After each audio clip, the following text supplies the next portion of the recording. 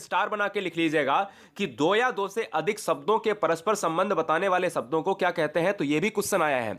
जब भी दो या दो से अधिक वर्ण मिलते हैं तो दोस्तों संधि बनती है, और इसीलिए हमने इसको रेड कलर करके रखा है। याद रहे, जब वर्ण मिलेंगे तो संधि बनेगी, संधि आंसर ढूंढिए ऑप्शन में, और जब शब्द मिलेंगे तो आप समास ढूंढिएगा। यानी दो या दो से अधिक शब्दों से मिलने से समास बनता है, और जब वर्णों के मिलने से बनेगा तो वो संधि बनेगी। Doubt clear? कोई डाउट ये आपको क्लियर नहीं कर पाएगा, किताबी ज्ञान तो कतई नहीं क्लियर कर सकती। ठीक है ना। समास के भेद कितने होते हैं ये सब जानते हैं, नहीं पता है तो लिख लीजिएगा 6 भेद होते हैं। और याद रखिए एक और पॉइंट यहां पर बढ़ाइएगा, 4 क्वेश्चन मैंने बताया, तो समास का जो विलोम होता है वो बेटा क्या होता है? व्यास होता है। ये भी यहां से आपको जानने चाहिए। समास के भेद अगर 6 होते हैं तो कौन से होते हैं जो हम ट्रिकी वे में पढ़ने वाले हैं, 1 नैनो सेकेंड में पढ़ने वाले हैं। पहला है द्वंद्व समास, दूसरा है द्विगु समास, तीसरा है तत्पुरुष समास, चौथा है कर्मधारय, पांचवा है अव्ययी भाव, और लास्ट वन छठा है बहुब्रीहि समास। दोस्तों यही समास एग्जाम में आएंगे, इससे ज्यादा आएगा नहीं। याद रहे यहां पर सबसे पहला जो है आपको डालना है हेडिंग द्वंद्व समास। द्वंद्व समास क्या है, कैसे इसको एग्जाम हॉल में बहुत आसान तरीके से हम लॉक करेंगे। सबको पता होता है कि भाई उसमें देख लो द्वंद्व समास में कि ये वाला आपको चिन्ह दिख जाए तो बस वही आंसर है। ये गलती मत करना, ये चिन्ह दोस्तों अव्ययी भाव में भी मिलता है। जो आपको आज डाउट क्लियर, क्योंकि अधूरा ज्ञान लेते हैं बच्चे, वही अगर खतरनाक होता है। जैसे अगर मैं आपसे ये कह दूं, ये बताओ रात रात में कौन क्या होता है, सबसे पहले ये पढ़ो, बाद में हम अव्ययी पढ़ेंगे। जिस समास में पूर्व पद और उत्तर पद दोनों ही प्रधान होते हैं, मतलब क्वेश्चन यहीं से बनता है, बहुत बार बना है, इस बार भी बनेगा। जिस समास के दोनों पद प्रधान हो, यानी पूर्व पद और उत्तर पद, अगर किसी समास में दोनों पद प्रधान होते हैं तो वो समास कौन सा होता है? तो लिखिए अपने नोट्स में, उसे द्वंद्व समास कहते हैं। यानी दोनों पद प्रधानता वाला समास द्वंद्व होगा, कोई डाउट नहीं। अब देखिएगा इसकी ट्रिक 2 है। अब 2 में एक ही ट्रिक आपका काम आ जाएगा। द्वंद्व समास में अधिकतम, हमने वर्ड लिखा है अधिकतम, सभी में नहीं, 99% जो है इस चिन्ह का यूज होता है, 1% नहीं होता है। 99% कहां पर होता है वो भी बताएंगे दोस्तों। द्वंद्व समास में अधिकतम जो है योजक चिन्ह का प्रयोग होता है, और द्वंद्व समास में और विभक्ति का लोप होता है। जैसे अगर मैं बात करूं दोस्तों राम सीता, एक तो इस तरीके से अगर लिखा है तो आपने ये देख लिया कि भैया ये वाला जो है, ये वाला चिन्ह लगा है तो लगा दिया, और राम और सीता इसको जब तोड़ोगे तो यहां पर निकलेगा मुख से कि राम और सीता, तो तुरंत हो गया। लेकिन दोस्तों हमेशा आपको एक चीज याद रखना है कि द्वंद्व समास कब होगा? द्वंद्व समास तभी होगा जब उसके आपस में शब्द विलोम होंगे। जैसे भाई का बहन है, विलोम का मतलब है उल्टा होना, भले ही लिंग बदल जाए, समान नहीं रहने चाहिए। द्वंद्व समास में योजक लगा है और योजक को लगाते ही द्वंद्व मत मार देना। यह भी चेक करना कि द्वंद्व में योजक लगा है और वो विपरीत लिंग के हैं या नहीं, या विपरीत शब्द है या नहीं, या विपरीत विलोम है या नहीं। समझिएगा मेरी चीज, और उसमें और का लोप हो रहा या नहीं हो रहा, यही प्रश्न। माता और पिता, रात और दिन, है ना।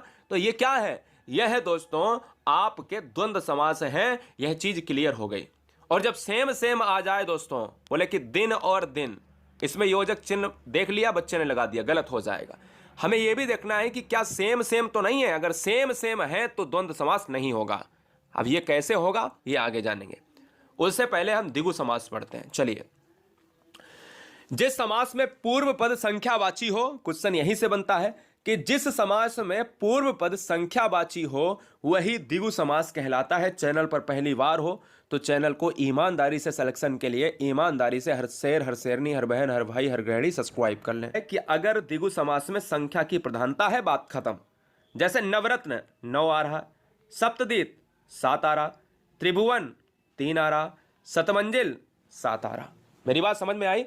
बहुत आसान भाषा में आप सभी को हम चीजों को बता रहे हैं। कोई बच्चा ये नहीं कह सकता है कि भैया हमारा कोई क्वेश्चन गलत हो गया। जहां पर डिजिट होगा वहां पर बेटा क्या होगा? द्विगु समास हो जाएगा। कर्मधारय, कर्मधारय क्या है? चलिए कर्मधारय पढ़ लेते हैं और फिर आपको बताते हैं वो दिन दिन और रात रात वाला जो योजक चिन्ह वाला समस्या थी वो कहां पर आपको लगानी है, वो भी डाउट क्लियर करेंगे। कर्मधारय समास क्या होता है? कर्मधारय समास, हर क्वेश्चन की परिभाषा, हर समास की परिभाषा से एक क्वेश्चन पूछा जाता है जो बच्चों को पता होना चाहिए। वीडियो लाइक जरूर कर लेना अगर अच्छा लग रहा हो, और नहीं अच्छा लग रहा है तो मस्ती से पढ़ते रहो। जिस समास में पूर्व पद विशेषण होता है उत्तर पद विशेष से होता है। अब आपको समझी में नहीं आएगा क्योंकि यही तो किताब में लिखा है। याद रहे, जो समास किसी शब्द की विशेषता बताए, हमेशा एक ट्रिक याद रखो अपने दिमाग में कि कोई भी समास आपसे पूछा जाए तो उस शब्द को, जैसे काली मिर्च है, उस शब्द को तोड़ लो दो भागों में। काली प्लस मिर्च, भले ही ना टूटे फिर भी तोड़ लो अपने मन से, भले ही ना टूटे। जैसे पीछे हमने समास पढ़ाया तो जैसे बोला नवरत्न, नौ तोड़ लिया और रत्न तोड़ लिया, कितने रत्न है? 9, संख्या आई है, बोले द्विगु समास हो जाएगा।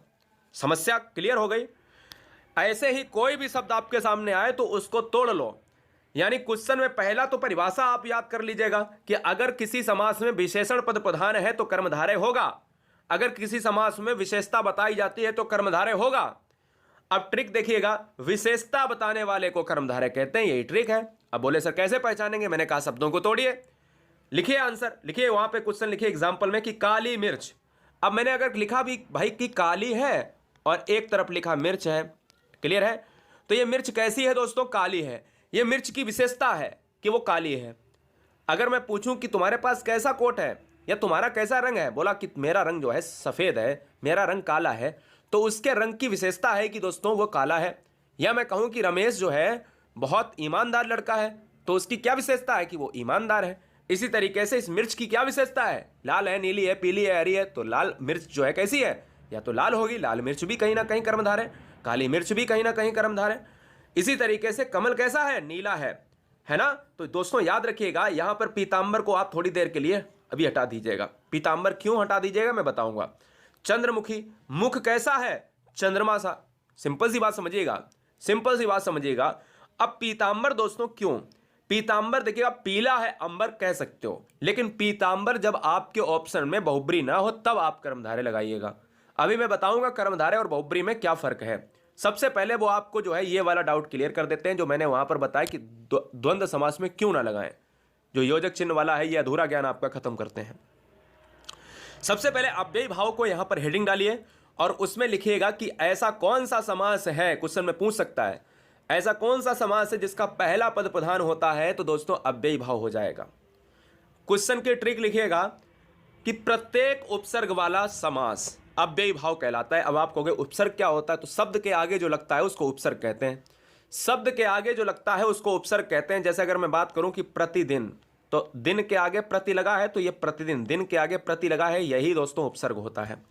याद रहे कि दुनिया का कोई भी शब्द है तो उसको तोड़ना पड़ेगा समास के लिए। ये मैं ट्रिक बताता हूं, ये कोई आपको नहीं बताएगा। ना किताब में लिखा होगा कि शब्द को तोड़ के तब आप समास करिए, मैं बताता हूं आपको, ना कोई यूट्यूब चैनल वाला बताएगा आपको, क्योंकि आपको ऐसी ट्रिक बता रहा हूं जिससे एग्जाम में 100% में आपको सोचना ही नहीं पड़े कि अरे ये भी हो सकता है क्या, ये भी हो सकता है। 2 ऑप्शन में कंफ्यूजन नहीं, सिर्फ एक होगा, धुआं करना है उसी एक ऑप्शन को। देखिए दोस्तों, दुनिया का कोई भी आपके पास शब्द हो तो उसको तोड़ लिया करिएगा। प्रत्येक उपसर्ग का मतलब है कि आप स्थान के आगे देखिए यथा लगा है, हमने कहा आ धन जीवन, जीवन के आगे आ लगा है, आंसर क्या हो गया? अव्ययी भाव। दिन के आगे प्रति तो उपसर्ग है, अव्ययी भाव। समय के आगे यथा उपसर्ग है, अव्ययी भाव। अब एक और चीज लिखिए कि अगर नोट में लिखिए नीचे, अगर कोई समास रिपीट शब्द होता है, जैसे रात रात और योजक लगा है तो बच्चे द्वंद्व लगा देते हैं। कोई भी शब्द रिपीटेशन में होता है, कोई शब्द बार बार आए और उसमें द्वंद्व वाला समास का जो योजक चिन्ह है यूज हो रहा है, तो दोस्तों वो अव्ययी भाव होगा। और जब दोस्तों आपस में विलोम हो, जैसे रात और दिन, तब क्या होगा? तब ये द्वंद्व हो जाएगा। क्यों? क्योंकि आपस में विलोम। आपस में जब विलोम ना हो दोस्तों तो याद रखिएगा, क्या याद रखिएगा दोस्तों, तो वहां पर अव्ययी भाव होगा। क्लियर है? याद रखना है। और जब रिपीटेशन में हो तो दोस्तों वहां पर आप क्या लगाओगे? आप अव्ययी भाव लगाओगे। और जब ना रिपीटेशन में हो, जब विलोम हो, तो द्वंद्व लगाओगे। ठीक है, चलिए बहुब्री समास क्या होता है? बहुब्री समास दोस्तों देख लेते हैं क्या होगा। चलिए, बहुब्री समास वो होता है कि जिस समास में दोनों पदों के माध्यम से एक विशेष तीसरे अर्थ का बोध होता है। नीचे लिखो, एक हेडिंग नोट बना के नई हेडिंग लिखाता हूं, ऐसा समास जिसका कोई भी पद प्रधान नहीं होता है वो बहुब्री समास कहलाता है। ठीक है, याद रखिएगा, दशानन 10 मुख हैं जिसके, अर्थात रावण। ठीक है, मेरी बात समझ गए? बहुत बढ़िया। दोस्तों आप समझ गए होंगे कि कहीं ना कहीं जो समास होता है बहुब्रीहि में वो तीसरे पद की प्रधानता की बात करता है, तीसरा अर्थ निकलना चाहिए। जैसे उस शब्द में कुछ नहीं है, जैसे अगर हमने बात करी, फिर से मैं रिपीट कर रहा हूं, दशानन 10 मुख हैं जिसके अर्थात रावण। दशानन में रावण का तो जिक्र नहीं है, लेकिन आनन का मतलब है कि 10 मुख हैं, तो एक ही बंदा है और एक बंदा है वो रावण। नीलकंठ भगवान किसकी, शंकर की बात कर रहा है। नीलाकंठ है जिसका लंबा है उधर, भगवान गणेश जी। गिरधर गिरि को धारण करने वाले अर्थात भगवान श्री कृष्ण।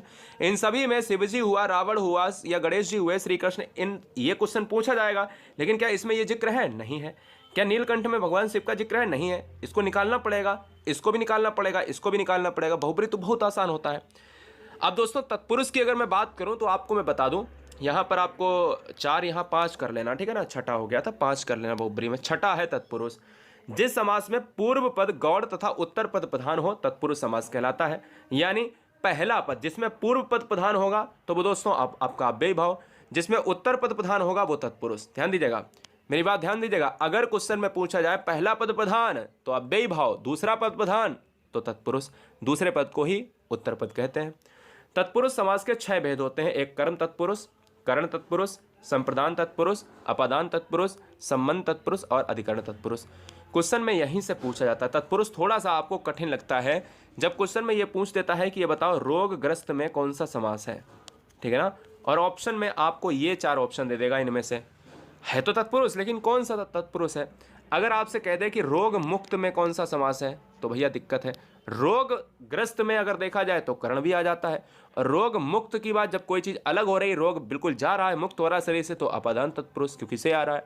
समझिए ट्रिक क्या है कर्म तत्पुरुष में, तो कर्ता ने कर्म को, हमेशा कर्म के साथ जो आपका विभक्ति होता है वो को का लोप होता है। जैसे मतदाता, मत को देने वाला, आंसर क्या होगा, कर्म तत्पुरुष। गिरह को काटने वाला, आपको उसका अर्थ निकालना होगा। गिरह को काटने वाला, तो को आया है तो कर्म हो जाएगा। यहीं पर करण तत्पुरुष में से आता है, विभक्ति क्या है, से। जहां करण कारक चिन्ह का उपयोग हो और से विभक्ति का प्रयोग हो। लिख लीजिएगा। जन्मजात में समास कौन सा है? अब 4 ऑप्शन दे दे, कर्म तत्पुरुष, अधिकरण तत्पुरुष या कर्ता तत्पुरुष, जो कुछ भी आपको दे फिलहाल। तो वहां पर अगर आपको यहां पर करना पड़ेगा कि भाई जन्मजात तो जन्म से उत्पन्न, तो जहां पर से आएगा वहां पर कर्ण तत्पुरुष।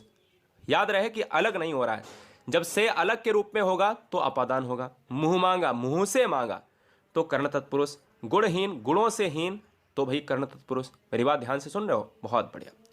संप्रदान तत्पुरुष का मतलब क्या है जान लेते हैं। जहां संप्रदान कारक चिन्ह का लोप होता है, संप्रदान कारक चिन्ह का मतलब होता है कि कोई के लिए की बात कर रहा है, के लिए, ठीक है ना। और के लिए का मतलब होता है कि संप्रदान कारक होगा। आप संप्रदान तत्पुरुष को संप्रदान कारक से जोड़िए। जैसे हथकड़ी, हाथ के लिए कड़ी है तो आंसर संप्रदान। सत्याग्रह, सत्य के लिए आग्रह है, आंसर संप्रदान। युद्ध भूमि, युद्ध के लिए भूमि, जो भूमि है वो युद्ध के लिए है तो आंसर संप्रदान, क्योंकि सभी में के लिए आ रहा है, संप्रदान हो जाएगा। जहां अपादान की बात करें तो अपादान हेडिंग डालिएगा। अपादान में क्या होता है? अपादान में दोस्तों अलग होता है। नोट कर लीजिएगा कि जब कोई चीज अलग हो रही हो, जैसे धनहीन, धन गया, धन से हीन, भाई धन जिसके पास नहीं है वही तो धनहीन है। भयभीत, भय से भीत, इसमें भी से आएगा, लेकिन फर्क इतना है कि इसमें जो है अलग नहीं हो रहा है और इसमें अलगाव हो रहा है। करण में साधन के रूप में होता है और अपादान में अलगाव के रूप में होता है। जन्माग्न, जन्म से अंधा, पूरी तरीके से आप याद रखिएगा, ठीक है ना। संबंध तत्पुरुष और अधिकरण तत्पुरुष 2 बचे हैं, देख लीजिएगा। संबंध में क्या होता है? जहां पर रिलेशन को दिखाया जाए, जहां संबंध कारक चिन्ह का उपयोग होता है, जैसे प्रेम सागर। और संबंध कारक में क्या आता है? या तो का आएगा या की आएगा या के आएगा।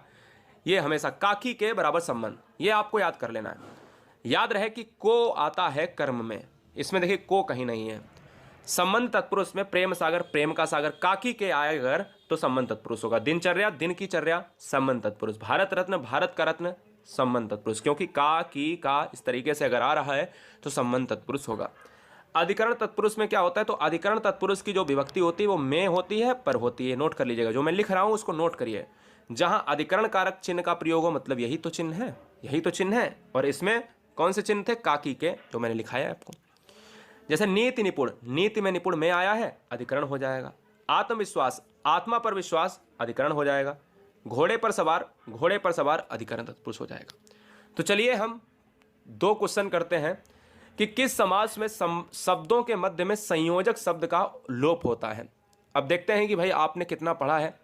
तो हमने कहा कि संयोजक शब्द का जो प्रयोग होता है वो किसमें होता है, योजक चिन्ह की बात करें। अब ध्यान रहे, योजक चिन्ह केवल द्वंद्व समास में ही प्रयोग होगा। वो एक अपवाद के रूप में अव्ययी भाव की बात करता है, क्योंकि क्वेश्चन की परिभाषा ही द्वंद्व समास की है, जहां पर योजक चिन्ह प्रयोग हो, संयोजक चिन्ह प्रयोग हो, वो हमारा पूर्व पद संख्यावाची शब्द है। तो आंसर सिंपल सा है कि द्विगु समास हो जाएगा, क्योंकि कहीं ना कहीं हमारा संख्यावाची जो डिजिट बताता है वो ऑप्शन डी हो जाएगा। एक और कर लेते हैं, जन्माग्न। तो मैंने कहा जन्म से अंधा, तो से किस में आएगा, तत्पुरुष में आ जाएगा। इसी तरीके से